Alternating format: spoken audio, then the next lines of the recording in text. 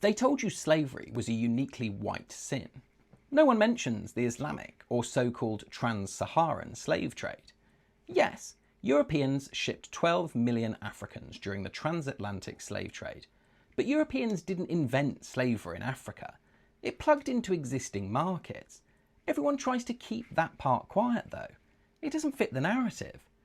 For over 800 years, the Islamic slave trade had already taken over 10 million Africans across the Sahara, Red Sea and Indian Ocean. Many men were castrated as eunuchs though, meaning there are far fewer descendants than there are in the Americas. In total, 18 million Africans were shipped by the time it ended in the 20th century. Here's what schools skip. Britain banned the slave trade in 1807 and slavery itself in 1833. But Saudi Arabia and Yemen, they waited till 1962. Oman, 1970. And Mauritania, 1981.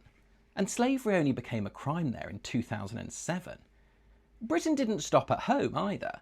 The Royal Navy spent 60 years hunting slave ships, freeing 150,000 Africans and forcing powers like Spain, Portugal and Brazil into anti-slavery treaties.